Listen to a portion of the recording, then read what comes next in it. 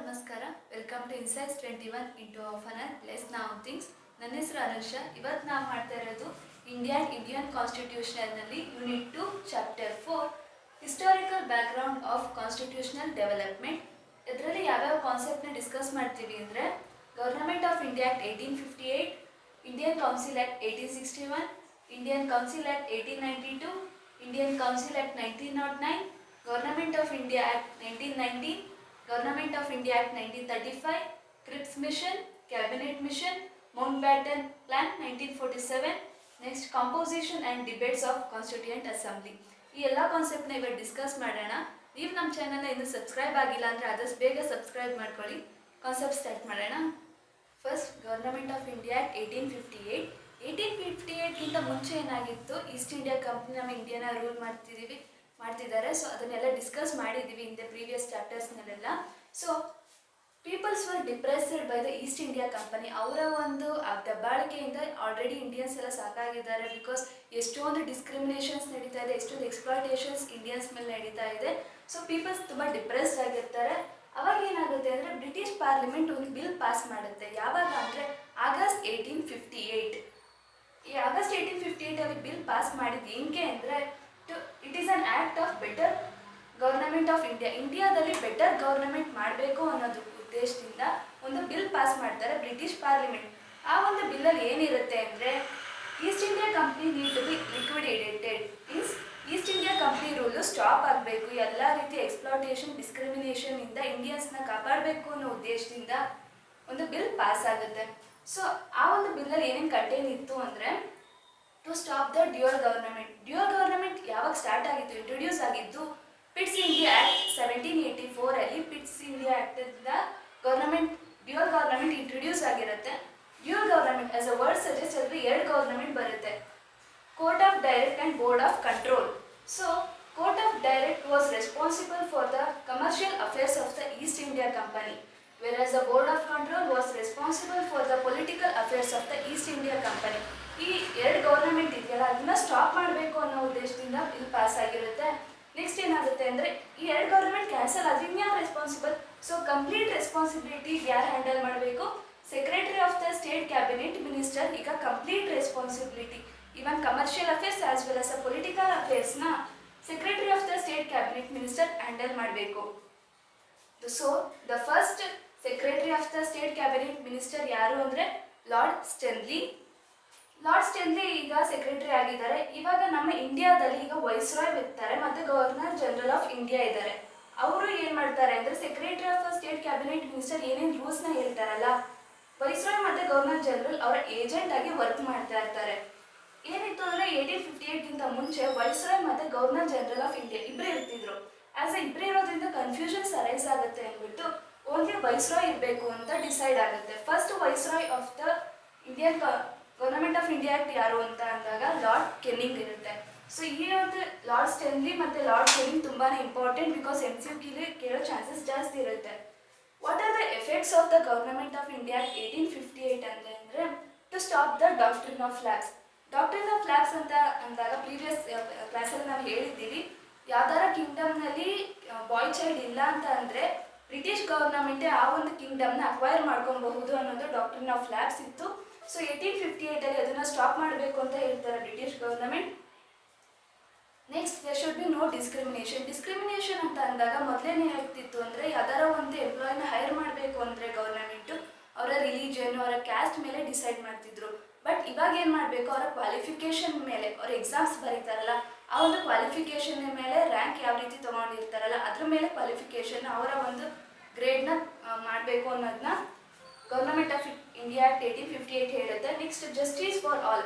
ಪ್ರತಿಯೊಂದು ರಿಲಿಜನ್ಗಾಗಿರ್ಬೋದು, ಪ್ರತಿಯೊಂದು ಕ್ಯಾಸ್ಟ್ಗಾಗಿರ್ಬೋದು, ಪ್ರತಿಯೊಬ್ಬ ಸಿಟಿಸನ್ಗೂ ಕೂಡ ಪ್ರತಿಯೊಂದು ರೈಟ್ಸ್ ಸಿಗಲೇಬೇಕು. ಜಸ್ಟಿಸ್ ಫಾರ್ ಆಲ್ ಅನ್ನೋದು government of India 1858.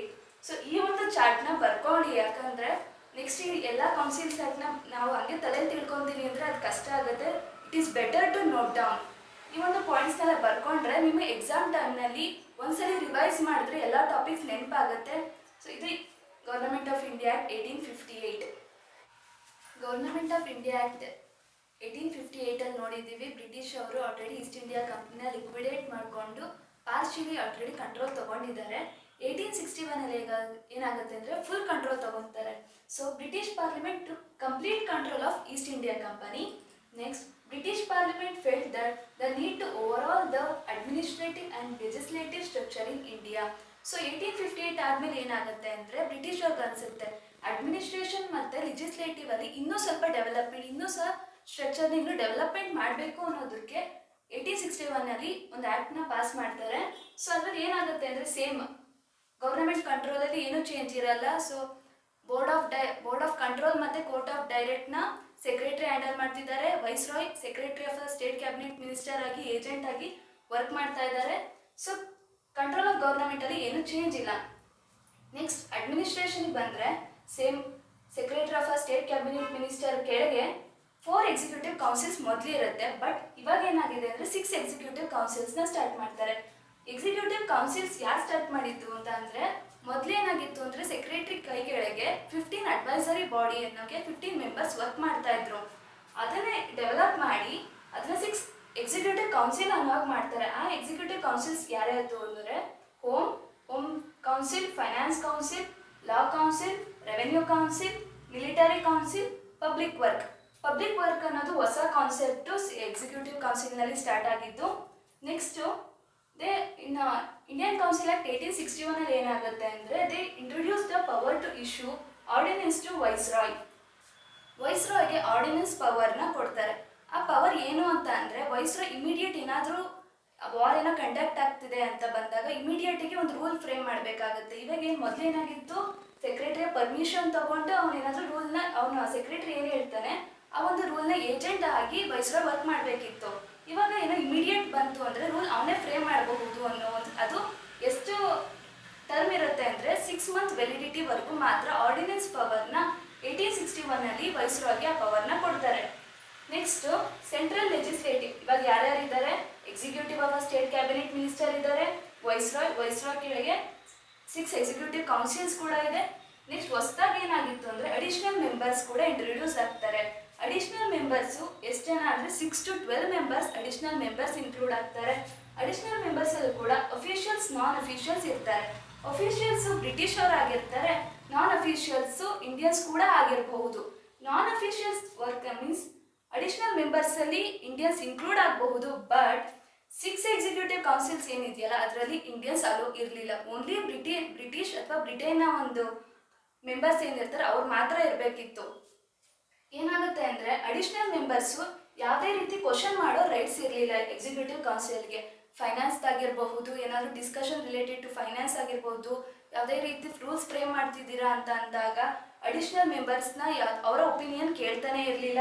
Because additional members have no right to question the 6 executive councils ಆಗಿರುತ್ತೆ. They were not allowed in a discussion making. Indians were not allowed in the executive councils, but they are allowed only to become additional members. This is regarding the Indian Council Act 1861. Indian Council Act 1861 complete ಆಗಿದೆ. Next ಈಗ Indian council act 1892. 1885 ಏನಾಗುತ್ತೆ ಅಂದರೆ Indian national Congress party ಇಂಡಿಯಾನ ಈಗ lead ಮಾಡ್ತಾ ಇದ್ದಾರೆ. So ಅವ್ರಿಗೆ ಏನು ಅನಿಸುತ್ತೆ ಅಂದರೆ 1861 ಏನೇನು ರೂಲ್ಸ್ ಫ್ರೇಮ್ ಮಾಡಿದ್ದಾರಲ್ಲ ಅದು ಸಫಿಷಿಯೆಂಟ್ ಇಲ್ಲ ಅಂತ ಅನಿಸುತ್ತೆ. So again they need to change ಅನಿಸುತ್ತೆ. ಸೊ ಇದು ಬ್ಯಾಕ್ಗ್ರೌಂಡ್ ಕಂಪ್ಲೀಟ್ ಆಯಿತು. ನೆಕ್ಸ್ಟ್ ಈಗ ಅಡ್ಮಿನಿಸ್ಟ್ರೇಷನಲ್ಲಿ ಏನೂ ಚೇಂಜ್ ಮಾಡಲ್ಲ.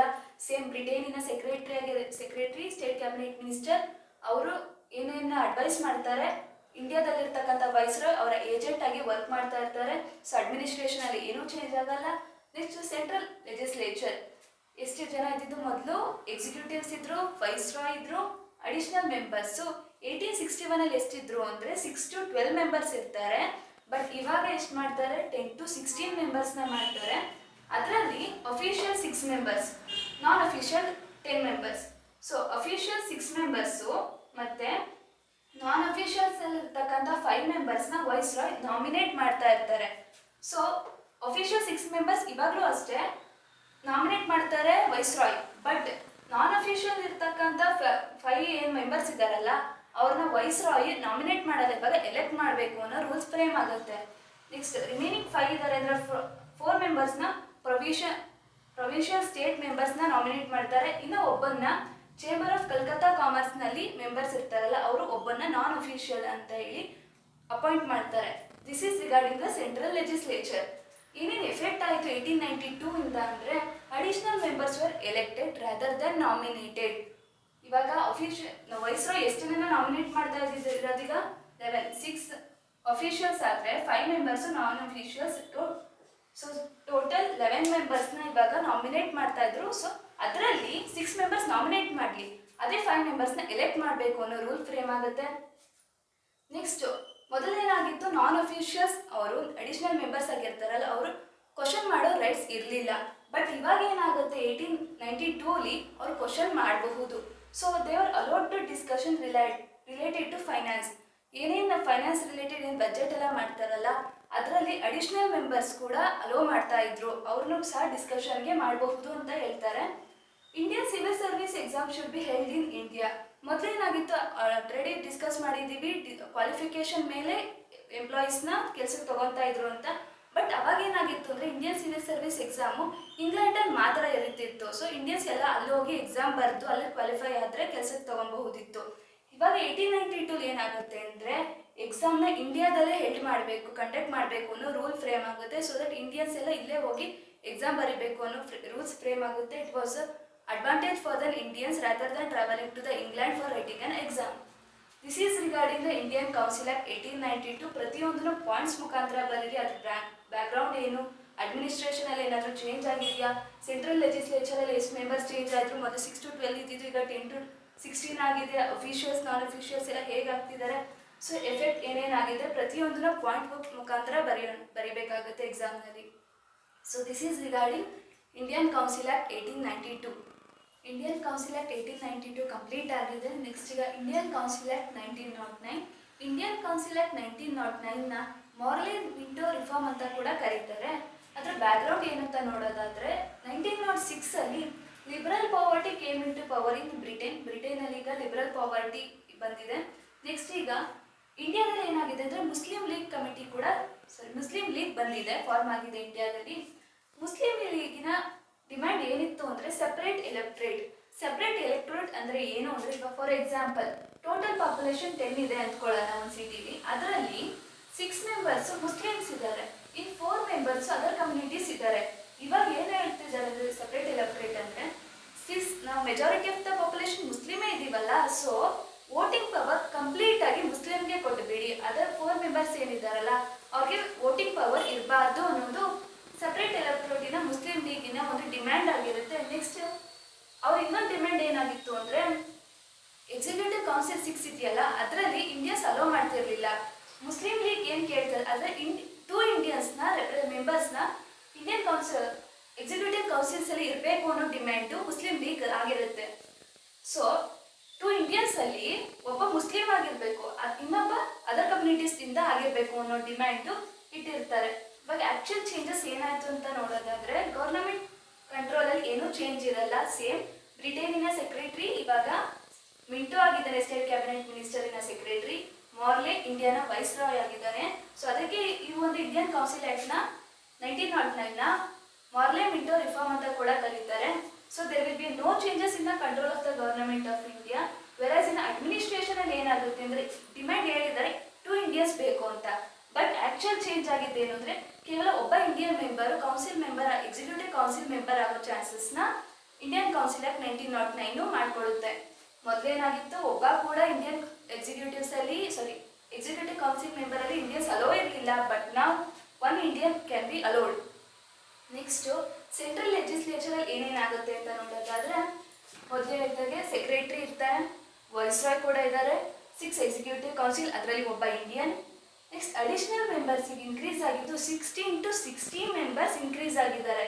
ಸೊ ಅದರಲ್ಲಿ officials 28 members, non officials 32 members. Officials as well as they were nominated by the viceroy. Next ಈ ನಾನ್ ಅಫಿಷಿಯಲ್ಸ್ ಇದ್ದಾರಲ್ಲ 32 ಮೆಂಬರ್ಸಲ್ಲಿ ಅದರಲ್ಲಿ 13 ಮೆಂಬರ್ಸು ಸೆಪರೇಟ್ ಎಲೆಕ್ಟ್ರೇಟ್ ಮುಖಾಂತರ ಎಲೆಕ್ಟ್ ಆಗ್ತಾ ಇದ್ರು. ಆ ಒಂದು ಸೆಪರೇಟ್ 13 ಮೆಂಬರ್ಸಲ್ಲಿ 5 ಮುಸ್ಲಿಮ್ಸ್ ಇರ್ತಿದ್ರೆ, 6 ಜಮೀನ್ದಾರ್ಸ್ ಇರ್ತಿದ್ರು, 2 ಮೆಂಬರ್ಸು ಬಿಸ್ನೆಸ್ ಮೆನ್ಸ್ ಆಗಿರ್ತಾರೆ. Next 5 members were nominated by viceroy. Non ಅಫಿಷಿಯಲ್ಸಲ್ಲೂ ಕೂಡ 5 ಮೆಂಬರ್ಸ್ನ ವೈಸ್ರಾಯ್ ನಾಮಿನೇಟ್ ಮಾಡ್ತಾನೆ. Next 12 members were elected from provincial ಅಸೆಂಬ್ಲಿಯಿಂದ 12 ಮೆಂಬರ್ಸ್ ಎಲೆಕ್ಟ್ ಆಗ್ತಾರೆ, whereas 2 members from the chamber of commerce. ಈ ಒಂದು ಸೆಂಟ್ರಲ್ ಲೆಜಿಸ್ಲೇಚರ್ ಅಲ್ಲಿ ಎಷ್ಟು ಜನ ಇನ್ಕ್ರೀಸ್ ಆಗಿದ್ದಾರೆ ಅನ್ನೋದನ್ನೆಲ್ಲ ಒಂದು ಚಾರ್ಟ್ ಮಾಡಿದೀವಿ. ಸೊ ದಟ್ ಪ್ಲೀಸ್ ಅದನ್ನ ನೋಟ್ ಡೌನ್ ಮಾಡ್ಕೊಳ್ಳಿ. ಏನೇನು ಚೇಂಜಸ್ ಆಗಿದೆ ಅಂತ ನೋಡಿದಾಗ ನಿಮ್ಗೆ ಎಕ್ಸಾಮ್ ಟೈಮ್ನಲ್ಲಿ ಒಂದ್ಸಲಿ ನೋಡ್ಕೊಂಡ್ರೆ ಏನೇನು ಚೇಂಜಸ್ ಆಗಿದೆಯಲ್ಲ ಅದನ್ನ ನೋಡಿದ ತಕ್ಷಣ ನಿಮ್ಗೆ ನೆನಪಾಗುತ್ತೆ. So this is regarding the Indian council act 1909. Next ಈಗ government of India act 1919. Government of India act 1919ನ ಮಾಂಟೆಗ್ಯೂ ಚೆಲ್ಫರ್ ರಿಫಾರ್ಮ್ ಅಂತ ಕೂಡ ಕರೀತಾರೆ. ಅದ್ರ ಬ್ಯಾಕ್ಗ್ರೌಂಡ್ ಏನು ಅಂತ ನೋಡೋದಾದ್ರೆ ಫಸ್ಟ್ ಈಗ 1914 ವರ್ಲ್ಡ್ ವಾರ್ 1 ಸ್ಟಾರ್ಟ್ ಆಗುತ್ತೆ. ವರ್ಲ್ಡ್ ವಾರ್ 1 ಸ್ಟಾರ್ಟ್ ಆಗಿದ್ದು 1914 ಎಂಡ್ ಆಗಿದ್ದು 1918. ಆ ಟೈಮ್ನಲ್ಲಿ ಬ್ರಿಟಿಷ್ ಅವ್ರಿಗೆ ಏನಾಗುತ್ತೆ ಅಂದರೆ ಇಂಡಿಯನ್ ಸಪೋರ್ಟ್ ಬೇಕು ಅಂತ ಅನಿಸುತ್ತೆ. ಸೊ ದಟ್ ಇಂಡಿಯನ್ಸ್ ಏನು ಮಾಡ್ತಾರೆ, ಡಿಮ್ಯಾಂಡ್ ಮಾಡ್ತಾರೆ, ಓಕೆ ನಾವು ನಿಮಗೆ ಸಪೋರ್ಟ್ ಮಾಡ್ತೀವಿ, ಬಟ್ ನಮಗೆ ಒಂದಷ್ಟು ಬೆನಿಫಿಟ್ಸ್ನ ವರ್ಲ್ಡ್ ವಾರ್ ಮುಗ್ದಾದ್ಮೇಲೆ ನಮ್ಗೆ ಒಂದಷ್ಟು ಬೆನಿಫಿಟ್ಸ್ನ ನೀವು ಕೊಡಬೇಕು ಅಂತ ಬ್ರಿಟಿಷ್ ಅವ್ರ ಮೇಲೆ ಡಿಮ್ಯಾಂಡ್ ಇಡ್ತಾರೆ. ಬ್ರಿಟಿಷ್ ಅವ್ರಿಗೆ ಇವಾಗ ವಾರ್ ನಡೀತಾ ಇದೆ, ಅವ್ರ ಇಂಡಿಯನ್ ಸಪೋರ್ಟ್ ಬೇಕೇ ಬೇಕಾಗಿದೆ, ಓಕೆ ನಾವು ವಾರ್ ಮುಗ್ದಾದ್ಮೇಲೆ ನಾವು ನಿಮಗೆ ಬೆನಿಫಿಟ್ಸ್ನ ಕೊಡ್ತೀವಿ ಅಂತ ಹೇಳ್ತಾರೆ. ಸೊ ವಾರ್ 1918 ಕಂಪ್ಲೀಟ್ ಆಗುತ್ತೆ. ನೆಕ್ಸ್ಟ್ ಗೌರ್ಮೆಂಟ್ ಬ್ರಿಟಿಷ್ ಏನು ಮಾಡ್ತಾರೆ ಅಂದರೆ ಪ್ರಿಯಂಬಲ್ನ ಕೊಡ್ತಾರೆ. ಪ್ರಿಯಂಬಲ್ ಏನು ಅಂದರೆ it is a progressive realisation of responsible government in India as an integral part of British empire. So India British ಅವ್ರ ಅಂಡರಲ್ಲೇ ಇದ್ರು ಅವ್ರಿಗೆ ಬೆಟರ್ ಗವರ್ನಮೆಂಟ್ ಆಫ್ ಇಂಡಿಯಾನ ಕೊಡ್ತೀವಿ ಅಂತ ಹೇಳ್ತಾರೆ. ಇಲ್ಲಿ ಏನು ಹೇಳ್ತಿದ್ದಾರೆ, ಸಪ್ರೇಟ್ ಮಾಡ್ತೀವಿ ಇಂಡಿಯಾನ, ಫುಲ್ ಇಂಡಿಪೆಂಡೆನ್ಸ್ ಕೊಡ್ತೀವಿ ಅಂತ ಹೇಳ್ತಿಲ್ಲ. ಬ್ರಿಟಿಷ್ ಒಳಗೇನೆ ಮೀನ್ಸ್ ಬ್ರಿಟಿಷ್ ಆಡಳಿತದೊಳಗೇನೆ ಇಂಡಿಯನ್ಸ್ ಇರ್ತಾರೆ, ಬಟ್ ಇಂಡಿಯನ್ಸ್ಗೆ ಬೆಟರ್ ಆಗಿ ಒಂದು ಗವರ್ನಮೆಂಟ್ ಸಿಗುತ್ತೆ ಅನ್ನೋದನ್ನ ಪ್ರಿಯಂಬಲ್ ಹೇಳುತ್ತೆ. ನೆಕ್ಸ್ಟ್ ಗವರ್ನಮೆಂಟ್ ಆಫ್ ಕಂಟ್ರೋಲ್ ಅಲ್ಲಿ ಏನೂ ಚೇಂಜಸ್ ಇರಲ್ಲ. ಇವಾಗ secretary of state cabinet minister ಯಾರಾಗಿದ್ದಾರೆ, ಮಾಂಟೆಗ್ಯೂ ಆಗಿದ್ದಾರೆ, ವೆರಾಸ್ ವೈಸ್ರಾಯ್ ಯಾರು, ಚೆಲ್ಫರ್ಡ್ ಆಗಿದ್ದಾರೆ. So there is no change in government of control. Next Lucknow pact ಬರುತ್ತೆ. ಲಕ್ನೋ ಪ್ಯಾಕ್ಟ್ ಯಾವುದು ಅಂದರೆ Indian national Congress as well as a Muslim League ಎರಡು ಕಮ್ಯುನಿಟಿನ ಟೋಟಲ್ ಡಿಮ್ಯಾಂಡೇ ಲಕ್ನೋ ಪ್ಯಾಕ್ಟ್ ಡಿಮ್ಯಾಂಡ್ ಅಂತ ಕರಿತೀವಿ. ಅವರ ಡಿಮ್ಯಾಂಡ್ ಏನಾಗಿತ್ತು ಅಂದರೆ salaries for secretary of a state for Indian affairs should be paid by British government and not from Indian funds. Salary ಕೊಡ್ತಿದ್ದೀವಲ್ಲ ಸೆಕ್ರೆಟರಿ ಆಫ್ ಅ ಸ್ಟೇಟ್ಗೆ, ಅದನ್ನು ಇಂಡಿಯನ್ ಫಂಡ್ಸಿಂದ ಕೊಡಬಾರ್ದು. ಬ್ರಿಟಿಷ್ ಅವರ ಒಂದು ಗವರ್ನಮೆಂಟ್ ಏನಿದೆಯಲ್ಲ ಅವ್ರ ಫಂಡ್ಸಿಂದ ಸ್ಯಾಲರಿನ ಪೇ ಮಾಡಬೇಕು ಅಂತ ಹೇಳ್ತಾರೆ. ಇವಾಗ ಬಿಫೋರ್ ಏನಾಗಿತ್ತು ಅಂದರೆ ಅದಕ್ಕೂ ಡೈರೆಕ್ಟ್ ಏನಾಗುತ್ತೆ ಎಫೆಕ್ಟ್ ಅಂತ ತಿಳ್ಕೊಳ್ಳೋಕ್ಕಿಂತ ಮುಂಚೆ first secretary of a state ಅಲ್ಲಿ 2 ರೋಲ್ ಪ್ಲೇ ಆಗ್ತಿರುತ್ತೆ. ಒಂದು ಪೊಲಿಟಿಕಲ್ ಆ್ಯಂಡ್ ಅಡ್ಮಿನಿಸ್ಟ್ರೇಟಿವ್ ರೋಲು, ಇನ್ನೊಂದು ಏಜೆನ್ಸಿ ವರ್ಕು. ಇವಾಗ ಏನು ಮಾಡ್ತಾರೆ, ಈ ಒಂದು ಲಕ್ನೋ ಪ್ಯಾಕ್ಟ್ ಡಿಮ್ಯಾಂಡ್ ಬಂದಾದ್ಮೇಲೆ ಬ್ರಿಟಿಷ್ ಏನು ಮಾಡ್ತಾರೆ ಅಂದರೆ secretary of a state separate ಮಾಡಿ ಇನ್ನೊಂದು ಹೊಸ ಆಫೀಸ್ ಕಂಡುಹಿಡಿತಾರೆ, ಅದೇ ಹೈ ಕಮಿಷನ್ ಫಾರ್ ಇಂಡಿಯಾ. ಇವಾಗ ಏನಾಗುತ್ತೆ, ಸೆಕ್ರೆಟರಿ ಆಫ್ ಅ ಸ್ಟೇಟ್ನಲ್ಲಿ ಪೊಲಿಟಿಕಲ್ ಮತ್ತು ಅಡ್ಮಿನಿಸ್ಟ್ರೇಟಿವ್ ರೋಲ್ನ secretary of state role play ಮಾಡುತ್ತೆ, whereas agency work should be played by the high commission for India. Secretary of a ಸ್ಟೇಟ್ನ ಇವಾಗ ಬ್ರಿಟಿಷ್ ಗವರ್ನಮೆಂಟ್ ಇವ್ರಿಗೆ salary pay ಮಾಡುತ್ತೆ, ವೆರಾಸ್ ಹೈ ಕಮಿಷನ್ ಫಾರ್ ಇಂಡಿಯಾಗೆ Indian ಫಂಡ್ಸಿಂದ ಅವ್ರಿಗೆ ಸ್ಯಾಲರಿನ ಪೇ ಮಾಡ್ತಿರ್ತಾರೆ. ನೆಕ್ಸ್ಟ್ ಅಡ್ಮಿನಿಸ್ಟ್ರೇಷನ್ ಏನಾದರೂ ಚೇಂಜ್ ಆಗಿರುತ್ತಾ? No, but yes it will be change, but viceroy same ಇರ್ತಾರೆ. 6 ಎಕ್ಸಿಕ್ಯೂಟಿವ್ ಕೌನ್ಸಿಲಲ್ಲಿ ಏನಾಗಿತ್ತು ಅಂದರೆ 1909 ಒಬ್ಬ ಇಂಡಿಯನ್ ಅಲೋ ಮಾಡ್ತಿದ್ವಿ, ಇವಾಗ 3 ಇಂಡಿಯನ್ಸ್ ಅಲೋ ಮಾಡಬೇಕು ಅನ್ನೋ ರೂಲು ಫ್ರೇಮ್ ಆಗುತ್ತೆ. 6 ಎಕ್ಸಿಕ್ಯೂಟಿವ್ ಕೌನ್ಸಿಲಲ್ಲಿ 3 ಮೆಂಬರ್ಸ್ ಶುಡ್ ಬಿ ಇಂಡಿಯನ್ ಅನ್ನೋದು ಅಡ್ಮಿನಿಸ್ಟ್ರೇಷನಲ್ಲಿ ಚೇಂಜ್ ಆಗಿದೆ. ಇವಾಗ ಲಕ್ನೋ ಪ್ಯಾಕ್ಟ್ ಇನ್ನೊಂದು ಡಿಮ್ಯಾಂಡ್ ಇಡ್ತಾರೆ. ಅದರ ಏನು ಅಂತ ಅಂದರೆ ಆಸ್ ಯೂಶುವಲ್ ಎಕ್ಸಿಕ್ಯೂಟಿವ್ಸ್ ಇದ್ದಾರೆ, ವೈಸ್ರಾಯ್ ಕೂಡ ಇದ್ದಾರೆ. 6 ಎಕ್ಸಿಕ್ಯೂಟಿವ್ ಕೌನ್ಸಿಲ್ಸಲ್ಲಿ 3 ಮೆಂಬರ್ಸ್ ಇಂಡಿಯನ್ಸ್ ಇದ್ದಾರೆ, ಬಟ್ ಅಡಿಷ್ನಲ್ ಮೆಂಬರ್ಸಲ್ಲಿ ಇವಾಗ 150 ಆಗಬೇಕು. ಆ 150ಲಿ 75 ಶುಡ್ ಬಿ ಇಂಡಿಯನ್ಸ್ ಇರಬೇಕು ಅಂತಾರೆ.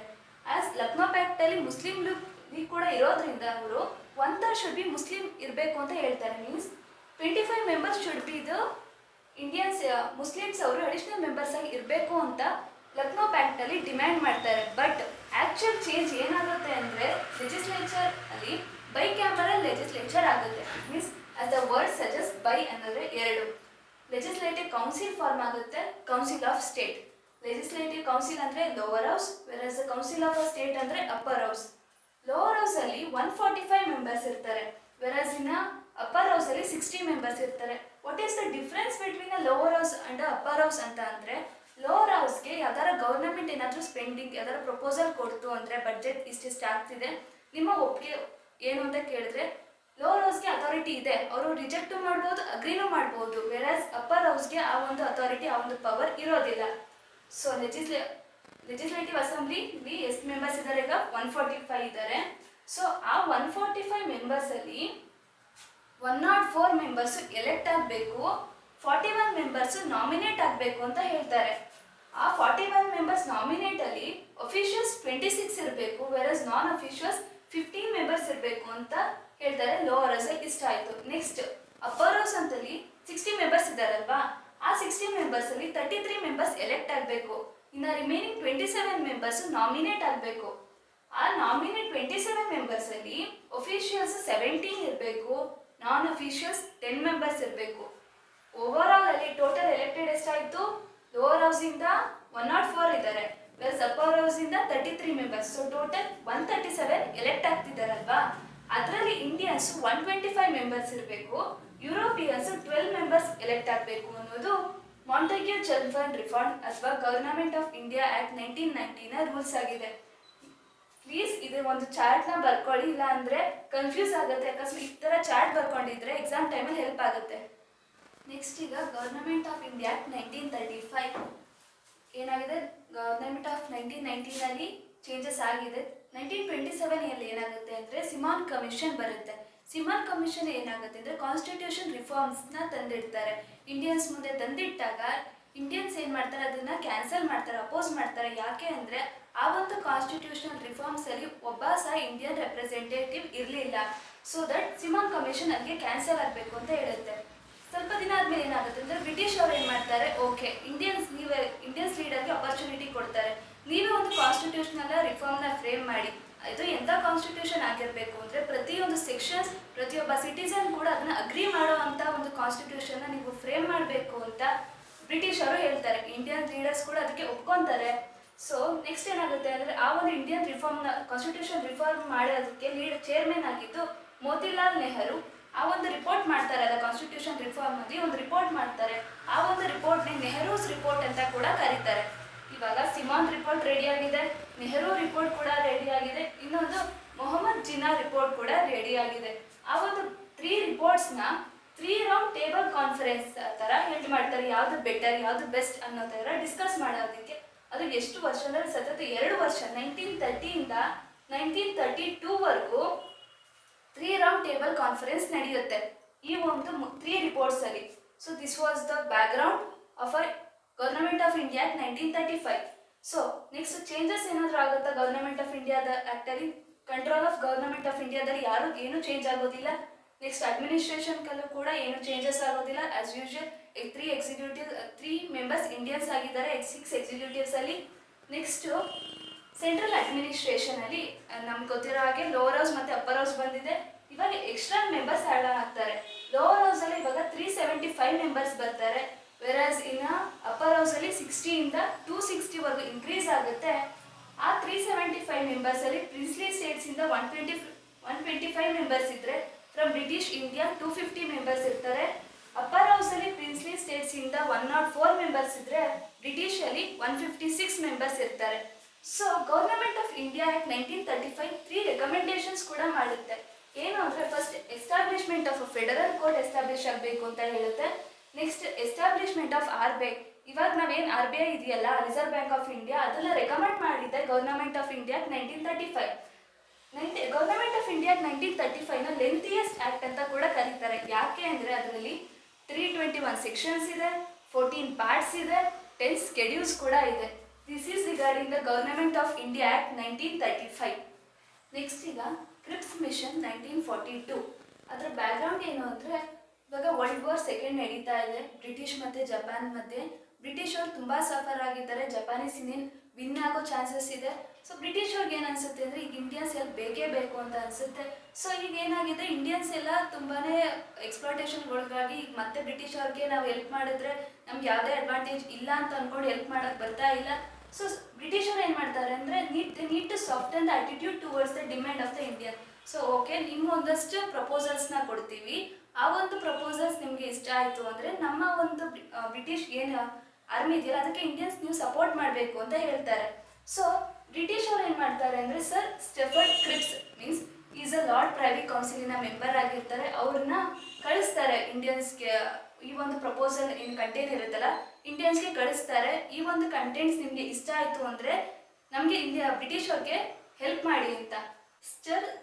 ಸ್ಟಫರ್ಡ್ ಕ್ರಿಪ್ಸ್ ಕಂಟೆಂಟ್ಸ್ ಏನೇನಿತ್ತು ಅಂತ ಅಂದರೆ ಕ್ರಿಪ್ಸ್ ಮಿಷನಲ್ಲಿ ಡೊಮಿನಿಯನ್ ಸ್ಟೇಟಸ್ ಅಂತ ಅಂದರೆ ಬ್ರಿಟಿಷ್ ಅವ್ರು ಏನು ಮಾಡ್ತಾರೆ ಅಂದರೆ ಇಂಡಿಯನ್ಸ್ಗೆ ನಿಮಗೆ ಅಥಾರಿಟಿ ಕೊಡ್ತೀವಿ, ಅಟಾನಮಿ ಕೊಡ್ತೀವಿ, ನೀವು ಇಂಡಿಪೆಂಡೆಂಟ್ ಇರಬಹುದು ಅನ್ನೋ ಒಂದು ಸ್ಟೇಟಸ್ನ ಕೊಡ್ತಾರೆ. ಬಟ್ ರೂಲ್ ಯಾರು ಮಾಡ್ತಾರೆ? ಇನ್ನು ಬ್ರಿಟಿಷ್ ಅವರೇ ಮಾಡ್ತಾರೆ. ಫುಲ್ ಇಂಡಿಪೆಂಡೆನ್ಸ್ ಕೊಟ್ಟಿಲ್ಲ, ಬಟ್ ಡೊಮಿನಿಯನ್ ಸ್ಟೇಟಸ್ ಕೊಟ್ಟಿದ್ದಾರೆ. Constituent assembly. The members of the Constituent Assembly who are elected by the princes and nominated by the provincial assemblies ಇಂದ ನಾಮಿನೇಟ್ ಆಗಿರೋರು ಕಾನ್ಸ್ಟಿಟ್ಯೂಯೆಂಟ್ ಅಸೆಂಬ್ಲಿಯ ಮೆಂಬರ್ಸ್ ಆಗಬಹುದು ಅನ್ನೋದು ಕಂಟೆಂಟ್ ಆಗಿರುತ್ತೆ.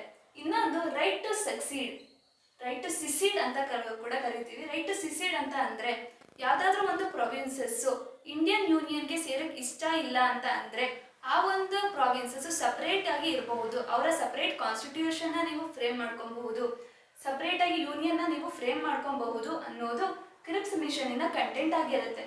ನೆಕ್ಸ್ಟ್ ಏನಾಗುತ್ತೆ ಅಂದರೆ ಇಂಡಿಯನ್ ನ್ಯಾಷನಲ್ ಕಾಂಗ್ರೆಸ್ ಇದನ್ನ ರಿಜೆಕ್ಟ್ ಮಾಡ್ತಾರೆ ಕ್ರಿಪ್ಸ್ ಮಿಷನ್ನ. ಯಾಕೆ ಅಂದರೆ ಇಲ್ಲಿ ಇಂಡಿಯನ್ಸ್ಗೆ ಯಾವುದೇ ರೀತಿ ಅಷ್ಟು ಪ್ರಾಮುಖ್ಯತೆ ಸಿಗ್ತಾ ಇಲ್ಲ. ಮತ್ತೆ ಈ ರೈಟ್ ಟು ಸಿಸೀಡ್ ಏನಿದೆಯಲ್ಲ ಅದನ್ನ ಪಾರ್ಟಿಷನ್ ಆಗೋ ಉದ್ದೇಶದಿಂದ ಕೊಡ್ತಾ ಇದ್ದಾರೆ ಅಂತ ನ್ಯಾಷನಲ್ ಕಾಂಗ್ರೆಸ್ ಥಿಂಕ್ ಮಾಡ್ತಾರೆ.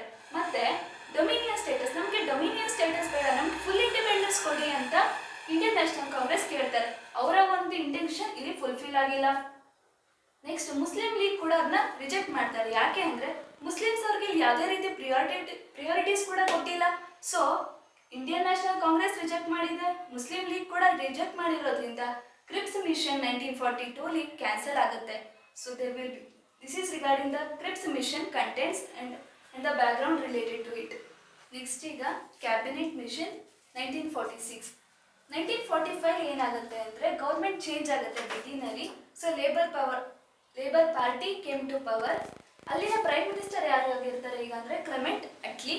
So next world war second ಕೂಡ ಕಂಪ್ಲೀಟ್ ಆಗಿದೆ 2 ಸೆಪ್ಟೆಂಬರ್ 1945. ಕ್ಲೆಮೆಂಟ್ ಅಟ್ಲಿ ಈಗ ಏನು ಮಾಡ್ತಾರೆ ಅಂದರೆ ಇಂಡಿಯಾಗೆ ಇನ್ನೊಂದು ಪ್ರಪೋಸಲ್ನ ಕಳಿಸ್ತಾರೆ. ಯಾರ ಮುಖಾಂತರ ಅಂದರೆ 3 ಜನನ ಕಳಿಸ್ತಾರೆ. ಅದು ಯಾರಂದ್ರೆ sir Pethick Lawrence, Stafford Cripps, A V. Alexander. ಈ 3 ಜನ ಯಾವಾಗ ಬರ್ತಾರೆ ಅಂದ್ರೆ ಒಂದು ಕ್ಯಾಬಿನೆಟ್ ಮಿಷನ್ ಪ್ರಪೋಸಲ್ನ ತಗೊಂಡು ಇಂಡಿಯಾಗೆ ಬಂದಿದ್ದು ಮಾರ್ಚ್ 24, 1946 ಬರ್ತಾರೆ. ಕ್ಯಾಬಿನೆಟ್ ಮಿಷನ್ ಆಬ್ಜೆಕ್ಟಿವ್ ಏನಾಗಿತ್ತು ಅಂತ ನೋಡೋದಾದ್ರೆ to establish the constituent assembly. ಇಂಡಿಯಾದಲ್ಲಿ ಒಂದು ಸಪ್ರೇಟ್ ಕಾನ್ಸ್ಟಿಟ್ಯೂಯೆಂಟ್ ಅಸೆಂಬ್ಲಿನ ಎಸ್ಟಾಬ್ಲಿಷ್ ಮಾಡಬೇಕು ಅನ್ನೋ ಉದ್ದೇಶ ಆಗಿರುತ್ತೆ. Next to establish the interim government. Next to stop the political deadlock ಏನಾಗುತ್ತೆ ಅಂದರೆ ಇಂಡಿಯನ್ ನ್ಯಾಷನಲ್ ಕಾಂಗ್ರೆಸ್ ಏನಾಗಿರ್ತಾರೆ ಅಂದರೆ ಪ್ರತಿಯೊಂದು ರಾಜ್ಯಗಳು ಒಂದಾಗಿರಬೇಕು, ಮುಸ್ಲಿಮ್ಸ್ ಇಂಡಿಯನ್ಸ್ ಪ್ರತಿಯೊಬ್ಬರು ಸಹ ಒಂದಾಗಿರಬೇಕು ಅಂತ ಇಂಡಿಯನ್ ನ್ಯಾಷನಲ್ ಕಾಂಗ್ರೆಸ್ ಹೇಳ್ತಾ ಇದ್ರೆ ಮುಸ್ಲಿಂ ಲೀಗ್ ಏನು ಹೇಳ್ತಾ ಇರುತ್ತೆ ಅಂದರೆ ನಮಗೆ ಸಪ್ರೇಟಾಗಿ ಒಂದು ಮುಸ್ಲಿಂ ಕಮ್ಯುನಿಟಿಗೆ ಬೇರೆ ಸಪ್ರೇಟಾಗಿ ಒಂದು ಕಾನ್ಸ್ಟಿಟ್ಯೂಷನ್ ಬೇರೆ ಒಂದು ಸ್ಟೇಟ್ ಬೇಕು ಅಂತ ಕೇಳ್ತಾ ಇದೆ. ಸೊ ಅದೊಂದು ಪೊಲಿಟಿಕಲ್ ಡೆಡ್ಲಾಕ್ ಆಗಿದೆ. ಈ ಕ್ಯಾಬಿನೆಟ್ ಮಿಷನ್ ರೆಕಮೆಂಡ್ ಏನೇನು ಮಾಡುತ್ತೆ ಅಂದರೆ ಫಸ್ಟ್ 3 ಪಾರ್ಟ್ ಆಗಿ ಡಿವೈಡ್ ಮಾಡುತ್ತೆ. Section A, section B, section C. Section ಎಲಿ ಹಿಂದೂ ಮೆಜಾರಿಟಿ ಪೀಪಲ್ಸ್ ಜಾಸ್ತಿ ಇರ್ತಾರೆ, whereas in section B and section ಸಿಲಿ ಮುಸ್ಲಿಂ ಕಮ್ಯುನಿಟಿ ಪೀಪಲ್ಸ್ ಜಾಸ್ತಿ ಇರ್ತಾರೆ. ಈಗ 3 ಡಿವೈಡ್ ಆ ಒಂದು ಸೆಕ್ಷನ್ಸ್ನಲ್ಲಿ 3 ಪಾರ್ಟಾಗಿ ಡಿವೈಡ್ ಮಾಡುತ್ತೆ. ಯೂನಿಯನ್, ಗ್ರೂಪ್ ಮತ್ತು ಪ್ರಾವಿನ್ಸ್. ಯೂನಿಯನ್ ಅಂತ ಬಂದಾಗ ಅಲ್ಲಿ ಲೋ ಪವರ್ ಇರುತ್ತೆ, ಓನ್ಲಿ ಫಾರಿನ್ ಅಫೇರ್ಸ್ ಬಗ್ಗೆ ಅವರು ಡಿಸ್ಕಸ್ ಮಾಡ್ತಿರ್ತಾರೆ. ಇನ್ನು ಪ್ರಾವಿನ್ಸ್ ಅಂತ ಬಂದಾಗ ಪ್ರತಿಯೊಂದು ಇನ್ಫಾರ್ಮೇಶನ್ ಫುಲ್ ಪವರ್ ಪ್ರಾವಿನ್ಸಿಯಲ್ ಸ್ಟೇಟ್ಸ್ಗೆ ಇರುತ್ತೆ. ಇದು ಒಂದು ರೆಕಮೆಂಡೇಶನ್ ಆಗುತ್ತೆ. ನೆಕ್ಸ್ಟು ಪ್ರಿನ್ಸ್ಲಿ ಸ್ಟೇಟ್ ಅಂತ ಮಾಡ್ಕೊಳ್ಳಿ ಅಂತ ಹೇಳ್ತಾರೆ. ಆ ಪ್ರಿನ್ಸ್ಲಿ ಸ್ಟೇಟಲ್ಲಿ ಯಾವ್ಯಾವ ಅಥಾರಿಟೀಸ್ ಕೊಡ್ತೀವಿ ಅಂದರೆ ಜಾಯ್ನ್ ದ ಇಂಡಿಯನ್ ಯೂನಿಯನ್, ಬೇರೆ ರಾಜ್ಯದವರು ಕೂಡ ಇಂಡಿಯನ್ ಯೂನಿಯನ್ಗೆ ಜಾಯ್ನ್ ಆಗಬಹುದು. And make an agreement with the British government. ನೀವು ಇಂಡಿಯಾದಲ್ಲಿ ಇದ್ದು ಸಹ ಬ್ರಿಟಿಷ್ ಅವ್ರ ಮಧ್ಯೆ ಒಂದು ಅಗ್ರಿಮೆಂಟ್ ಮಾಡ್ಕೊಬಹುದು ಅನ್ನೋ ಒಂದು ಅಥಾರಿಟಿನ ಪ್ರಿನ್ಸ್ಲಿ ಸ್ಟೇಟ್ಸ್ಗೆ ಕೊಡ್ತಾರೆ. ನೆಕ್ಸ್ಟು ಟು ಕಾನ್ಸ್ಟಿಟ್ಯೂಯೆಂಟ್ ಅಸೆಂಬ್ಲಿಲಿ ಮೆಂಬರ್ಸು ಪ್ರೊವಿನ್ಷಿಯಲ್ ಅಸೆಂಬ್ಲಿಯಿಂದ 293 ಮೆಂಬರ್ಸ್ ಬರಬೇಕು, ವೆರಾಸ್ ಇನ್ ಪ್ರಿನ್ಸ್ಲಿ ಸ್ಟೇಟಿಂದ 93 ಮೆಂಬರ್ಸ್ ಬರಬೇಕು ಅನ್ನೋ ಒಂದು 3 ರೆಕಮೆಂಡೇಶನ್ಸ್ನ ಕೊಡ್ತಾರೆ. ಸೊ ಈ ಒಂದು ರೆಸ್ಪಾನ್ಸ್ ಏನಾಯಿತು ಅಂತ ನೋಡೋದಾದರೆ ಇಂಡಿಯನ್ ನ್ಯಾಷನಲ್ ಕಾಂಗ್ರೆಸ್ಗೆ ಏನು ಆಗಿದ್ದು ಪಾರ್ಟಿಷನ್ ಆಗಬಾರ್ದು ಅನ್ನೋ ಉದ್ದೇಶ ಇತ್ತು.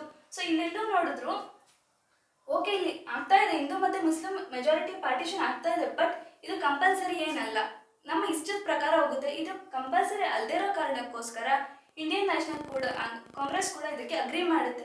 ವೆರಸ್ ಮುಸ್ಲಿಂ ಲೀಗ್ ಏನು ಮಾಡುತ್ತೆ, ಇದನ್ನ ಇವರು ಕಂಪಲ್ಸರಿ ನಾವು ಇಷ್ಟ ಅಲ್ವಾ, ಸೊ ನಮಗೂ ಒಂದು ಅಪರ್ಚುನಿಟಿ ಕೊಟ್ಟಿದ್ದಾರೆ, ಸಪ್ರೇಟಾಗಿ ಯೂನಿಯನ್ ಮಾಡ್ಕೊಬಹುದು ಅನ್ನೋ ಉದ್ದೇಶದಿಂದ ಮುಸ್ಲಿಂ ಲೀಗ್ ಕೂಡ ಇದನ್ನ ಅಕ್ಸೆಪ್ಟ್ ಮಾಡ್ತಾರೆ. ಸೊ ಕ್ಯಾಬಿನೆಟ್ ಮಿಷನ್ನು ಬೋತ್ ಇಂಡಿಯನ್ ನ್ಯಾಷನಲ್ ಕಾಂಗ್ರೆಸ್ ಮತ್ತು ಮುಸ್ಲಿಂ ಲೀಗದಿಂದ ಪ್ರತಿ ಇಬ್ಬರಿಂದನೂ ಸಹ ಇದು ಅಗ್ರಿ ಆಗುತ್ತೆ. ಸೊ ಕ್ಯಾಬಿನೆಟ್ ಮಿಷನ್ ಸಕ್ಸಸ್ಫುಲ್ ಆಗುತ್ತೆ. ನೆಕ್ಸ್ಟ್ ಈಗ Mount baton plan 1947. Mount baton plan ಯಾರು ಅಂದರೆ, ಫಸ್ಟ್ ಮೌಂಟ್ ಬ್ಯಾಟನ್ ಯಾರು ಅಂದರೆ is the last viceroy of the India. So ಅವನ ಒಂದು ಪ್ಲಾನ್ ಏನಾಗಿತ್ತು ಅಂದರೆ ಪಾರ್ಟಿಷನ್ ಮಾಡಬೇಕು ಅಂತ ಆಗುತ್ತೆ. ಸೊ ಪಾರ್ಟಿಷನ್ನು ಹಿಂದೂ ಮೆಜಾರಿಟಿ ಅವರು ಇಂಡಿಯಾಗೆ ಹೋಗ್ತಾರೆ, ವೆರಾಸ್ ಮುಸ್ಲಿಂ ಮೆಜಾರಿಟಿ ಇರೋರು ಪಾಕಿಸ್ತಾನ್ಗೆ ಹೋಗಬೇಕು ಅಂತ ಡಿಸೈಡ್ ಆಗುತ್ತೆ. ಈ ಒಂದು ಪ್ಲಾನ್ ಯಾವಾಗ ಆಗಿತ್ತು ಅಂದರೆ 3 ಜೂನ್ 1947 ಆಗುತ್ತೆ. ಸೊ ಆ ಒಂದು ಪ್ಲಾನ್ ಪ್ರಕಾರ ಏನಾಗಬೇಕು ಅಂದರೆ ಬೆಂಗಾಲ್ ಮತ್ತು ಪಂಜಾಬಲ್ಲಿ ಆ ಒಂದು ಪ್ರಾವಿನ್ಸಸ್ ಸಪರೇಟ್ ಕಂಟ್ರೀಸ್ ಆಗಿ ಫಾರ್ಮ್ ಆಗಬೇಕು ಅಂತ ಹೇಳುತ್ತೆ. ಯಾಕಂದರೆ ಬೆಂಗಾಲ್ ಮತ್ತು ಪಂಜಾಬಲ್ಲಿ ಜಾಸ್ತಿ ಮುಸ್ಲಿಂ ಮೆಜಾರಿಟಿ ಪೀಪಲ್ಸ್ ಜಾಸ್ತಿ ಇರ್ತಾರೆ. ಸೊ ಅವರು ಸಪರೇಟ್ ಆಗಿ ಕಂಟ್ರೀಸ್ ಮಾಡ್ಕೊಬೇಕು ಅಂತ ಹೇಳುತ್ತೆ. ಬೆಂಗಾಲ್ ಮತ್ತು ಪಂಜಾಬ್ ಸಪರೇಟ್ ಕಂಟ್ರೀಸ್ ಆಗಬೇಕು ಅನ್ನೋದು ಮೌಂಟ್ ಬ್ಯಾಟನ್ ಪ್ಲಾನ್ ಆಗಿರುತ್ತೆ. ಯಾಕಂದರೆ ಬೆಂಗಾಲ್ ಮತ್ತು ಪಂಜಾಬಲ್ಲಿ ಜಾಸ್ತಿ ಮುಸ್ಲಿಂ ಮೆಜಾರಿಟಿ ಪೀಪಲ್ ಇರ್ತಾರೆ. ಈ ಒಂದು ರೆಕಮೆಂಡೇಶನ್ನ ವಿರುದ್ಧ ಮಾಡಿದ್ದು ಮೊಹಮ್ಮದ್ ಗಫರ್ ಖಾನ್. ಮೊಹಮ್ಮದ್ ಗಫರ್ ಖಾನ್ ಯಾರು ಅಂದರೆ ಒಬ್ಬ ಲೀಡರ್ ಆಗಿರ್ತಾನೆ, ಮುಸ್ಲಿಂ ಕಮ್ಯುನಿಟಿಯ ಲೀಡರ್. ಸೊ ಅವನಿಗೆ ವಿರುದ್ಧ ಮಾಡಿದ್ರಿಂದ ಓನ್ಲಿ 25% ಪೀಪಲ್ ಮಾತ್ರ ನಾವು ಸಪ್ರೇಟ್ ಕಂಟ್ರಿ ಮಾಡ್ತೀವಿ ಅಂತ ಹೇಳ್ತಾರೆ. ಬೇರೆ 75% ಪೀಪಲ್ಲು ಇಂಡಿಯಾದಲ್ಲೇ ಇರ್ತೀವಿ ಅಂತ ಹೇಳಿದ ಕಾರಣ ಓನ್ಲಿ ಪಾರ್ಟ್ ಆಫ್ ಬೆಂಗಾಲ್ ಮತ್ತು ಪಾರ್ಟ್ ಆಫ್ ಪಂಜಾಬ್ ಮಾತ್ರ ಪಾಕಿಸ್ತಾನ ಜಾಯ್ನ್ ಆಗುತ್ತೆ. ರಿಮೈನಿಂಗ್ 75% ಎಲ್ಲ ಇಂಡಿಯಾದಲ್ಲೇ ಸ್ಟೇ ಆಗುತ್ತೆ. ನೆಕ್ಸ್ಟು ಪ್ರಿನ್ಸ್ಲಿ ಸ್ಟೇಟ್ಸ್ಗೆ ಬರೋದಾದರೆ there is 563 princely states. 560 princely states already instrument of ಅಕ್ಸೆಷನ್ನ ಸೈನ್ ಮಾಡಿದ್ದಾರೆ. ಅದು ಯಾವಾಗ ಅಂದರೆ 15 ಆಗಸ್ಟ್ 1947ಗಿಂತ ಮುಂಚೆನೇ ಅವರು ಸೈನ್ ಮಾಡಿ ಇಂಡಿಯಾನ ಜಾಯ್ನ್ ಆಗಿದ್ದಾರೆ. ಇನ್ನು ರಿಮೈನಿಂಗ್ 3 ಪ್ರಿನ್ಸ್ಲಿ ಸ್ಟೇಟ್ ಯಾವ್ಯಾವುದು? ಜುನಾಗಢ್, ಹೈದರಾಬಾದ್, ಜಮ್ಮು ಕಾಶ್ಮೀರ್. ಫಸ್ಟ್ ಜುನಾಗಢಲ್ಲಿ ಲೀಡರ್ ಯಾರು ಅಂತ ಅಂದರೆ ಮೊಹಮ್ಮದ್ ಮಹಬತ್ ಖಂಜಿ. ಒಬ್ಬ ಲೀಡರು ಮುಸ್ಲಿಂ ಕಮ್ಯುನಿಟಿ. ಬಟ್ ಆ ಒಂದು ಜುನಾಗಢಲ್ಲಿ ಜಾಸ್ತಿ 80% ಪೀಪಲ್ ಏನಿದ್ದಾರೆ ಹಿಂದೂಸೇ ಇದ್ದಾರೆ. ಸೊ ಅವ್ರು ಏನು ಮಾಡ್ತಾರೆ ಅಂದರೆ ಜುನಾಗಢ್ ಏನು ಮಾಡ್ತಾನೆ ಅಂದರೆ right of instrument of accession with Jinnah ಜೊತೆ ಮಾಡ್ಕೊತಾನೆ. ಪಾಕಿಸ್ತಾನ್ಗೆ ಜಾಯ್ನ್ ಆಗ್ತೀವಿ ಅಂತ ಫಸ್ಟ್ ಇನ್ಸ್ಟ್ರೂಮೆಂಟ್ ಮಾಡ್ಕೊತಾರೆ. ಈ ಒಂದು ನಾವು ಪಾಕಿಸ್ತಾನ ಜೊತೆ ಸೇರಲ್ಲ ಅಂತ ಹೇಳ್ಬಿಟ್ಟು ಮೆನಿ ಆಫ್ ದ ಇಂಡಿಯನ್ ರಿವೋಲ್ಟ್ಸ್ ಮಾಡ್ತಾರೆ. ಆ ಒಂದು ಜುನಾಗಢ್ ಪ್ಲೇಸಲ್ಲಿ ಎಷ್ಟೋ ಜನ ಹಿಂದೂಸ್ ಇದ್ರಲ್ಲ ಅವ್ರು ಏನು ಮಾಡ್ತಾರೆ, ಪಾಕಿಸ್ತಾನ್ಗೆ ಜಾಯ್ನ್ ಆಗಲ್ಲ ಅಂತ ಹೇಳ್ತಾರೆ. ಆ ಒಂದು ಇನ್ಸಿಡೆಂಟ್ಗೆ ಇಂಡಿಯಾ ಕೂಡ ಸಪೋರ್ಟ್ ಮಾಡುತ್ತೆ. ಅವಾಗ ಏನಾಗುತ್ತೆ, 15 ಸೆಪ್ಟೆಂಬರ್ 1947ನಲ್ಲಿ ಜುನಾಗಢ್ ಕೂಡ ಇಂಡಿಯಾಗೆ ಇನ್ಸ್ಟ್ರೂಮೆಂಟ್ ಆಫ್ ಅಕ್ಸೆಷನ್ನ ಸೈನ್ ಮಾಡಿ ವಿತ್ ಇಂಡಿಯಾ ಜೊತೆ ಸೈನ್ ಮಾಡಿ ಇಂಡಿಯಾ ಜೊತೆ ಪಾರ್ಟ್ ಆಗುತ್ತೆ. ನೆಕ್ಸ್ಟ್ ಹೈದರಾಬಾದಿಗೆ ಬರೋದಾದ್ರೆ ಹೈದರಾಬಾದಲ್ಲಿ ಇದ್ದಿದ್ದ ಲೀಡರು ಉಸ್ಮಾನ್ ಅಲಿ ಖಾನ್. ಇಲ್ಲೂ ಸಹ ಮುಸ್ಲಿಂ ಲೀಡರ್ ಇದ್ದಾರೆ, ಇಲ್ಲೂ ಕೂಡ ಮೆಜಾರಿಟಿ ಹಿಂದೂಸ್ ಕೂಡ ಇದ್ದಾರೆ. ಬಟ್ ಹೈದರಾಬಾದ್ ಲೀಡರ್ ಏನು ಹೇಳ್ತಾರೆ, ನಾವು ಇಂಡಿಯಾಗೂ ಸೇರಲ್ಲ ಪಾಕಿಸ್ತಾನ್ಗೂ ಸೇರಲ್ಲ, ಸಪ್ರೇಟ್ ಆಗಿ ಇರ್ತೀವಿ ಅಂತ ಹೇಳ್ತಾರೆ. ಬಟ್ ಸರ್ದಾರ್ ಪಟೇಲ್ ಏನು ಮಾಡ್ತಾರೆ ಅಂದರೆ ವಿತ್ ಆಪರೇಷನ್ ಪೋಲೋ 1948ಅಲ್ಲಿ ಏನು ಮಾಡ್ತಾರೆ, ಆರ್ಮಿ ಎಲ್ಲ ಜೊತೆ ಸೇರಿಸ್ಕೊಂಡು ಹೈದರಾಬಾದ್ನ ಕೂಡ ಪಾರ್ಟಿಷನ್ ಮಾಡಿಸ್ಕೊಳ್ದೇನೆ ಇಂಡಿಯಾ ಗೊತ್ತೇನೆ ಸೇರ್ಕೊಳ್ಳೋ ಹಾಗೆ ಮಾಡ್ತಾರೆ. Next last Jammu Kashmir. ಜಮ್ಮು ಕಾಶ್ಮೀರಿನ ಲೀಡರ್ ಯಾರೀಗ? ಹರಿ ಸಿಂಗ್ ಹಿಂದೂ ರಿಲೇಟೆಡ್ ಆಗಿದ್ದಾರೆ. ಬಟ್ ಜಮ್ಮು ಕಾಶ್ಮೀರಲ್ಲಿ ಮುಸ್ಲಿಮ್ಸ್ ಮೆಜಾರಿಟಿ ಜಾಸ್ತಿ ಇದೆ. ಏನಾಗುತ್ತೆ ಅಂದರೆ ವಾರ್ ಕಂಡಕ್ಟ್ ಜಮ್ಮು ಫಸ್ಟ್ ಏನು ಮಾಡ್ತಾರೆ, ಹರಿ ಸಿಂಗ್ ಏನು ಮಾಡ್ತಾರೆ, instrument of accession with India ಜೊತೆ ಸೈನ್ ಮಾಡಿಸ್ಕೊತಾರೆ. ಅವಾಗ ಏನಾಗುತ್ತೆ, ಪಾಕಿಸ್ತಾನವರು ಇಲ್ಲ ನಮ್ಮ ಜಮ್ಮು ಕಾಶ್ಮೀರ ನಮ್ಗೆ ಬೇಕೇ ಬೇಕು ಅಂತ ಹೇಳಿ ಒಂದು ವಾರ್ ಕಂಡಕ್ಟ್ ಮಾಡ್ತಾರೆ. ಆ ಒಂದು ವಾರ್ನಲ್ಲಿ ಪಾಕಿಸ್ತಾನವರು ಎಷ್ಟು ಒಂದು ಪ್ಲೇಸಸ್ನ ಆಕ್ಯುಪೈ ಮಾಡ್ಕೊತಾರಲ್ಲ ವಾರ್ ಗೆದ್ದು ಅಷ್ಟಕ್ಕೆ ಮಾತ್ರ ಪಾಕಿಸ್ತಾನಿಗೆ ಸೇರುತ್ತೆ, ರಿಮೈನಿಂಗ್ ಪಾರ್ಟ್ ಎಲ್ಲ ಇಂಡಿಯಾಗೆ ಸೇರುತ್ತೆ. ಅದೇ ಇವಾಗ POK ಪಾಕ್ ಆಕ್ಯುಪೈಡ್ ಕಾಶ್ಮೀರ್ ಅನ್ನೋ ಪ್ಲೇಸ್ ಇದೆಯಲ್ಲ, ಅದೇ ಆ ಒಂದು ಟೈಮ್ನಲ್ಲಿ ಆಗಿದ್ದು. ಸೊ ನೆಕ್ಸ್ಟ್ ಏನಾಗುತ್ತೆ, 26 ಅಕ್ಟೋಬರ್ 1947ನಲ್ಲಿ instrument of accession with India ಜೊತೆ ಸೈನ್ ಮಾಡಿಕೊಂಡು ಜಮ್ಮು ಕಾಶ್ಮೀರ್ ಕೂಡ ಇಂಡಿಯಾಗೆ ಜಾಯ್ನ್ ಆಗುತ್ತೆ. This is regarding the Mountbatten plan 1947. Next ಈಗ ಕಾಂಪೋಸಿಷನ್ ಅಂತ ಬಂದಾಗ ಕಾನ್ಸ್ಟಿಟ್ಯೂಯೆಂಟ್ ಅಸೆಂಬ್ಲಿಲಿ ಎಷ್ಟು ಮೆಂಬರ್ಸ್ ಇದ್ದಾರೆ ಅಂತ ನೋಡೋದಾದ್ರೆ, ಫಸ್ಟ್ ಟೋಟಲ್ ಸ್ಟ್ರೆಂತ್ ಕಾನ್ಸ್ಟಿಟ್ಯೂಯೆಂಟ್ ಅಸೆಂಬ್ಲಿಲಿ ಎಷ್ಟು ಮೆಂಬರ್ಸ್ ಇರ್ತಾರೆ, 389 ಮೆಂಬರ್ಸ್ ಇರ್ತಾರೆ. ಅದರಲ್ಲಿ 296 ಬ್ರಿಟಿಷ್ ಇಂಡಿಯಾದವರು ಎಲೆಕ್ಟ್ ಮಾಡ್ತಾ ಇದ್ರೆ, ಪ್ರೊವಿನ್ಷಿಯಲ್ ಸ್ಟೇಟ್ಸ್ ಇಂದ 93 ಮೆಂಬರ್ಸ್ ಬರ್ತಿದ್ರು. ಆ ಒಂದು ಪ್ರಿನ್ಸ್ಲಿ ಸ್ಟೇಟ್ಸಿನ ಹೆಡ್ಡು 93 ಮೆಂಬರ್ಸ್ನ ಸೆಲೆಕ್ಟ್ ಮಾಡಿ ಕಳಿಸ್ತಾ ಇರ್ತಾರೆ ಕಾನ್ಸ್ಟಿಟ್ಯೂಯೆಂಟ್ ಅಸೆಂಬ್ಲಿ ಫಾರ್ಮ್ ಮಾಡೋದಕ್ಕೆ. ಸೊ ಅಮಾಂಗ್ 296 ಮೆಂಬರ್ಸ್ ಅಲ್ಲಿ 292 ಮೆಂಬರ್ಸ್ನ ಬ್ರಿಟಿಷ್ ಇಂಡಿಯಾದಲ್ಲಿ 11 ಗವರ್ನರ್ಸ್ ಎಲೆಕ್ಟ್ ಮಾಡಿದ್ರೆ, ಇನ್ನು ಮಿಕ್ಕಿರೋ 4 ಜನನ್ನ ಚೀಫ್ ಕಮಿಷನ್ ಪ್ರಾವಿನ್ಸ್ ಇಂದ ಎಲೆಕ್ಟ್ ಮಾಡಿ ಕಳಿಸ್ತಾ ಇರ್ತಾರೆ ಕಾನ್ಸ್ಟಿಟ್ಯೂಯೆಂಟ್ ಅಸೆಂಬ್ಲಿ ಫ್ರೇಮ್ ಮಾಡೋದಕ್ಕೆ. ಸೊ ಈ ಒಂದು 296 ಮೆಂಬರ್ಸ್ ಅಲ್ಲಿ ಇಂಡಿಯನ್ ನ್ಯಾಷನಲ್ ಕಾಂಗ್ರೆಸ್ ಇಂದ 208 ಮೆಂಬರ್ಸ್ ಇದ್ರೆ, ಮುಸ್ಲಿಂ ಲೀಗ್ ಇಂದ 73 ಮೆಂಬರ್ಸ್ ಇರ್ತಾರೆ. ಸೊ ಅಮಾಂಗ್ 389 ಮೆಂಬರ್ಸ್ ಅಲ್ಲೂ ಸಹ ಮುಸ್ಲಿಂ ಲೀಗ್ ಮತ್ತೆ ಜನರಲ್ ಆಗಿ ಇರ್ತಿದ್ರು ಕಮ್ಯುನಿಟೀಸ್ ಮಾತ್ರ. ಸೊ ಪ್ರತಿ ಒನ್ ಮಿಲಿಯನ್ ಪೀಪಲ್ಗೆ ಒಂದು ಸೀಟ್ ಮಾತ್ರ ಕೊಡ್ತಾ ಇದ್ರಿ. ಫಾರ್ ಎಕ್ಸಾಂಪಲ್, ಒಂದು ಸ್ಟೇಟ್ ಅಲ್ಲಿ 1 ಮಿಲಿಯನ್ ಪೀಪಲ್ಸ್ ಇದ್ದಾರೆ ಅಂದ್ರೆ ಅವರ ರೆಪ್ರೆಸೆಂಟೇಟಿವ್ ಆಗಿ ಒಬ್ಬ ಮೆಂಬರ್ ಮಾತ್ರ ಕಾನ್ಸ್ಟಿಟ್ಯೂಯೆಂಟ್ ಅಸೆಂಬ್ಲಿ ಫ್ರೇಮ್ ಮಾಡೋದಕ್ಕೆ ಬರಬೇಕಾಗಿರುತ್ತೆ. So this is regarding the composition of the constituent assembly. ನಮ್ಮ ಚಾಪ್ಟರಿನ last concept that is debates of the constituent assembly. First topic ಅಂದ್ರೆ ಏನು ಅಂದರೆ whatever the discussion that were held while framing the constitution. So first, constituent assembly spend 165 days in framing the constitution. 165 days spend ಮಾಡ್ತಾರೆ ನಮ್ಮ ಒಂದು ಕಾನ್ಸ್ಟಿಟ್ಯೂಷನ್ನ frame ಮಾಡೋದಕ್ಕೆ. ಅದರಲ್ಲಿ 101 days ಏನು ಮಾಡ್ತಾರೆ ಅಂದರೆ ಕ್ಲಾಸ್ ಬೈ ಕ್ಲಾಸ್ ಡಿಸ್ಕಸ್ ಮಾಡ್ತಾ ಹೋಗ್ತಾರೆ. ಆ ಮೆಂಬರ್ಸು ಪ್ರತಿಯೊಂದು ಕ್ಲಾಸ್ ಏನೇನು ಹೇಳ್ತಾ ಇದೆ, ಅದ್ರ ಬಗ್ಗೆ ಏನು ಇದು ಒಳ್ಳೆಯದಾ, ಯಾವ ರೀತಿ ಎಫೆಕ್ಟ್ ಆಗುತ್ತೆ ಅನ್ನೋದನ್ನ ಡಿಸ್ಕಸ್ ಮಾಡ್ತಾ ಇರ್ತಾರೆ 101 days ತನಕ. ಅದರಲ್ಲಿ ಫಂಡಮೆಂಟಲ್ ರೈಟ್ಸ್ ಇದೆಯಲ್ಲ, ನಮ್ಗೇನು 6 ಫಂಡಮೆಂಟಲ್ ರೈಟ್ಸ್ ಇದೆಯಲ್ಲ, ಅದು 16 days ಡಿಸ್ಕಸ್ ಆಗುತ್ತೆ. ಸೊ ಅದು ಫಂಡಮೆಂಟಲ್ ರೈಟ್ಸ್ ನಮ್ಮ ಕಾನ್ಸ್ಟಿಟ್ಯೂಷನ್ ಪಾರ್ಟ್ 3 ನಾವು ನೋಡಬಹುದು. Fundamental rights contributed 14% of a clause by clause discussion.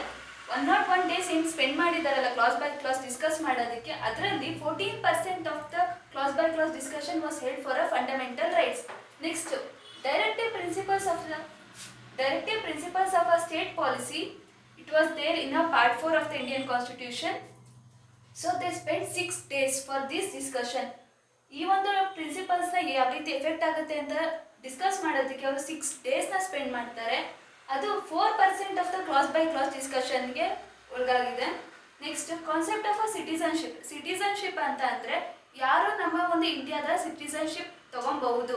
ಅದ್ರ ನೆಕ್ಸ್ಟ್ ಕಾನ್ಸೆಪ್ಟ್ ಬಂದಾಗ, ಸಿಟಿಸನ್ ಕಾನ್ಸೆಪ್ಟ್ ಬಂದಾಗ ನಾವು ಅದನ್ನು ಡೀಟೇಲ್ ಆಗಿ ಸ್ಟಡಿ ಮಾಡೋಣ. It is there in a part 2 of Indian Constitution, while it contributes at 2% in a clause by clause discussion. Next, women members ಕೂಡ ಇರ್ತಾರೆ constitution frame ಮಾಡಬೇಕಾದ್ರೆ. ಆದರೆ ಓನ್ಲಿ 2% ಮಾತ್ರ ಅವರು ಕಾಂಟ್ರಿಬ್ಯೂಟ್ ಮಾಡ್ತಾರೆ. ಯಾಕೆಂದರೆ ವುಮೆನ್ ಮೆಂಬರ್ಸ್ ಇದ್ದಿದ್ರು 15 ಮೆಂಬರ್ಸು. ಅದರಲ್ಲಿ ಡಿಬೇಟ್ ಡಿಸ್ಕಸ್ ಮಾಡೋದಕ್ಕೆ ಆಕ್ಟಿವ್ ಆಗಿ ಪಾರ್ಟಿಸಿಪೇಟ್ ಮಾಡಿದ್ದು 10 ಮೆಂಬರ್ಸ್ ಮಾತ್ರ. ಅದರಲ್ಲೂ ತುಂಬ ಪ್ರಮುಖವಾಗಿದ್ದು ದುರ್ಗಾಬಾಯಿ ಅನ್ನೋರು ಮೋಸ್ಟ್ ಆಫ್ ದ ಡಿಸ್ಕಷನ್ನಲ್ಲಿ ಅವರು ವುಮೆನ್ ಪರವಾಗಿ ಮಾತಾಡಿದ್ದಾರೆ. Next, members of the provinces ಅವರು ಕಾಂಟ್ರಿಬ್ಯೂಟ್ ಮಾಡಿದ್ದು 85% of the discussion, whereas in members of princely state only they contribute 6% of the discussion. So comparatively princely ಸ್ಟೇಟ್ಸ್ಗೆ ಕಂಪೇರ್ ಮಾಡಿದ್ರೆ ಮೆಂಬರ್ಸು ಪ್ರಾವಿನ್ಸಸ್ ಮೆಂಬರ್ಸೇನೆ ತುಂಬ contribute ಮಾಡಿದ್ದಾರೆ ಡಿಸ್ಕಷನ್ ಮಾಡಬೇಕಾದ್ರೆ.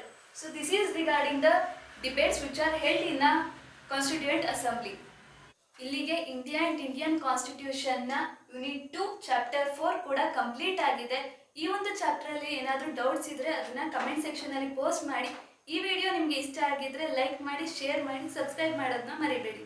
Thank you for watching.